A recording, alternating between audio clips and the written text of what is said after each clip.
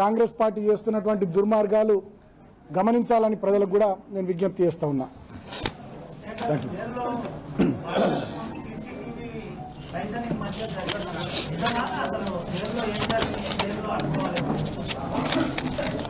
అంటే నేను ఉండేటటువంటి ఆ బ్యారెక్లో సీసీటీవీ ఫుటేజ్ పెట్టి నాదంతా రెగ్యులర్గా మానిటర్ చేసిర్రు. సరిగా వాళ్ళకి పైకి వెళ్ళి ఆఫీసర్స్ ప్రెషరు రిస్ట్రిక్ట్ చేసిర్రు. బాగా చెప్పిన గొంతు పోయినా ఇప్పటికి గొంతు ఇంకా కోలుకోలే. గొంతు పోయినా 1-2 days కొంచెం లైట్గా ఫీవర్ వచ్చినా రకరకాలుగా ఏమున్నా దోమలు బాగున్నా పెద్ద ఏం సహకరించాలి, ఇబ్బందులు పెట్టిరు. ఇక అందుకనే కదా వివేక్ ఐ లవ్ యూ చెప్పిన, చాలా ఇబ్బందులు పెట్టినామని.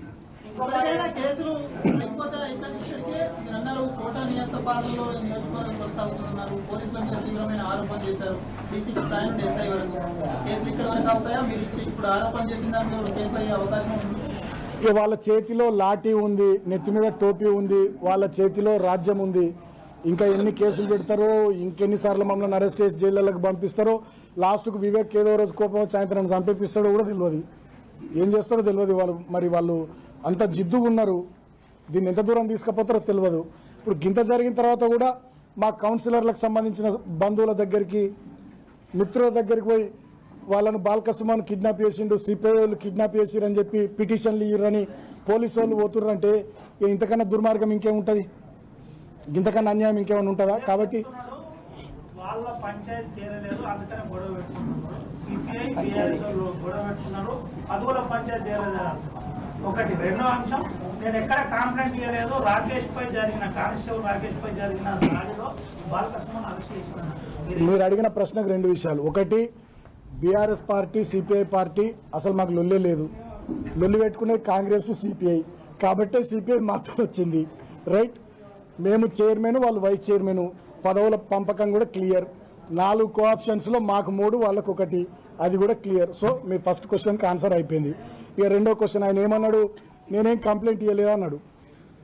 17వ తేదీ నాడు సాయంత్రం చెన్నూరు ఎమ్మెల్యే క్యాంప్ ఆఫీస్లో మంత్రి వివేక్ గారు పెట్టిన ప్రెస్ మీట్ బయటకు తీయండి. మీరు బాల్కసుమన్ మీద ఇమీడియట్గా హత్యాయత్నం కేసు పెట్టాలని చెప్పి ఆర్డర్స్ పాస్ చేసిండు మంత్రి గారు. అది నోరా మరి ఏంది మీరే చెప్పాలి. ఆయననే 17వ తేదీ సాయంత్రం ఎమ్మెల్యే క్యాంప్ ఆఫీస్లో బాల్కసుమన్ మీద హత్యాయత్నం కేసు పెట్టాలని చెప్పిండు. మళ్ళీ ఇప్పుడు రాష్ట్రమంతా ఆయన చీతు అని తిట్టేసరికి నేను అనలే అంటున్నాడు.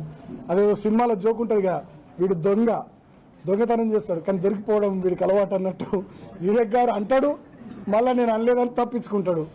ఆయననే కదా 17వ తారీఖు నాడు అన్నది, మళ్ళీ ఇప్పుడు ఆయననే నేను అనలేదంటే ఎట్లా?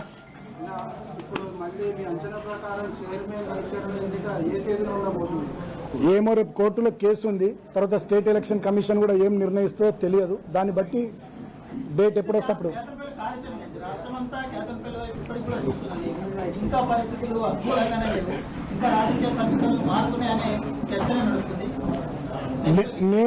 నేను ఒక్కటి మాత్రం బలంగా చెప్తా, ఏ రోజు ఎన్నిక జరిగినా చైర్మన్గా బీఆర్ఎస్ పార్టీ, వైస్ చైర్మన్గా సిపిఐ పార్టీ గెలుస్తుంది.